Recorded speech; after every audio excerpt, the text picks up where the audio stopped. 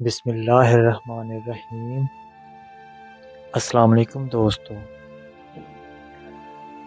Motor cycle کا puncture لگواتے ہوئے میں فیصلہ کر چکا تھا کہ اس ہفتے بھی اپنے گھر واپس نہ ہی جاؤں تو بہتر ہے۔ دیر تو ویسے بھی ہو چکی تھی اور جہاں پچھلے 3 ہفتے گزر گئے ہیں یہ بھی گزار ہی لوں تو گرمیوں کی چھٹیوں میں ایک ہی بار چلا جاؤں گا۔ اسی سوچ بچار میں روڈ پہ کھڑے میں نے 15-16 سال کے ایک نوجوان کو اپنی طرف متوجہ پایا۔ وہ عجیب سوالیہ نظروں سے میری جانب دیکھ رہا تھا، جیسے کوئی بات کرنا چاہ رہا ہو لیکن رش کی وجہ سے نہیں کر پا رہا تھا۔ جب پنچر لگ گیا تو میں نے دکاندار کو 1000 روپے کا نوٹ دیا۔ اس نے 100 روپے کاٹ کر باقی مجھے واپس کر دیے۔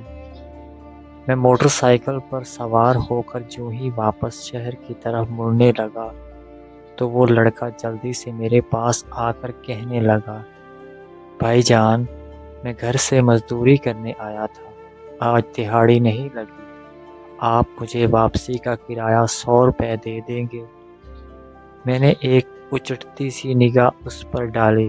سادہ سا لباس، ماتھے پر تیل سے چپکے ہوئے بال، پاؤں میں سیمنٹ بھرا جوتا، مجھے وہ سچا لگا۔ میں نے 100 روپے نکال کر اس کے ہاتھ پر رکھ دیے۔ وہ شکریہ ادا کر کے چلنے لگا تو نہ جانے میرے دل میں کیا خیال آیا۔ میں نے کہا، سنو، تمہیں دہاڑی کتنی ملتی ہے؟ اس کے جواب دینے سے پہلے ہی میں نے باقی کے 800 روپے بھی اس کی طرف بڑھا دیے۔ وہ ہچکچاتے ہوئے پیچھے ہٹا اور کہنے لگا، نہیں بھائی جان، میرا گھر منڈالی شریف ہے، میں 2-3 گھنٹے میں پیدل بھی جا سکتا تھا، لیکن کل سے ماں جی کی طبیعت ٹھیک نہیں، اوپر سے دہاڑی بھی نہیں لگی، سوچا آج جلدی جا کر ماں جی کی خدمت کر لوں گا۔ میں نے کہا، اچھا یہ پیسے لے لو، ماں جی کے لیے دوائی لے جانا۔ وہ کہنے لگا، دوائی تو میں کل ہی لے گیا تھا، آج میں سارا دن ماں جی کے پاس رہوں گا تو وہ خود ہی ٹھیک ہو جائیں گی۔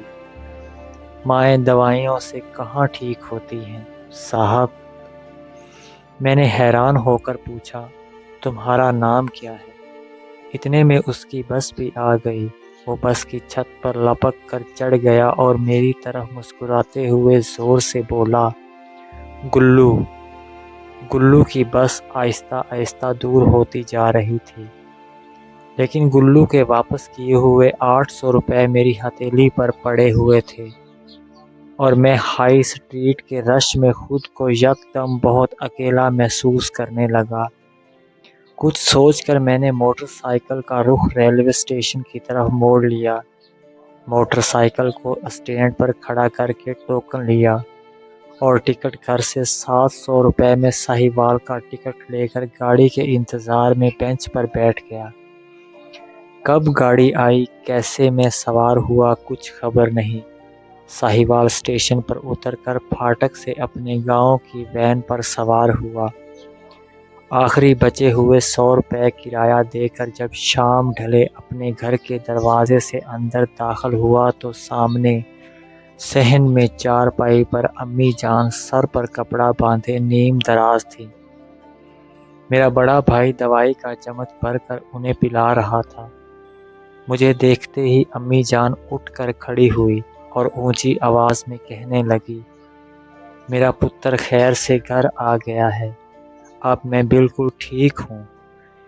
میں آنکھوں میں آنسو بھرتے ہوئے دوڑ کر ان کے سینے سے جا لگا۔ بس کے گیٹ پہ کھڑا گلو کا مسکراتا ہوا چہرہ یکدم میری آنکھوں کے سامنے آ گیا اور میں سمجھ گیا کہ اس نے مجھے 800 روپے واپس کیوں کیے تھے۔ والدین کی جان اپنے بچوں میں ہوتی ہے، اس بات کا خیال رکھا کریں۔ والدین کا کوئی نعم البدل نہیں، اگر آپ انہیں کچھ نہیں دے سکتے تو خیر ہے، لیکن انہیں اپنی زندگی میں سے وہ قیمتی وقت ضرور دیں جن سے انہیں احساس ہو وہ آپ کے لیے انتہائی اہم ہیں۔ ماں دوائیوں سے کہاں ٹھیک ہوتی ہیں۔ ماں باپ کو آپ کے پیسوں کی نہیں، آپ کی بھیجی دوائیوں کی نہیں، آپ کی ضرورت ہوتی ہے۔ جی تو دوستو، اگر آپ کو ہماری یہ ویڈیو اچھی لگی تو اس ویڈیو کو لائکس اور اس چینل کو سبسکرائب ضرور کر دیجیے گا، اور کمنٹس باکس میں اپنی رائے سے عطا ضرور کیجیے۔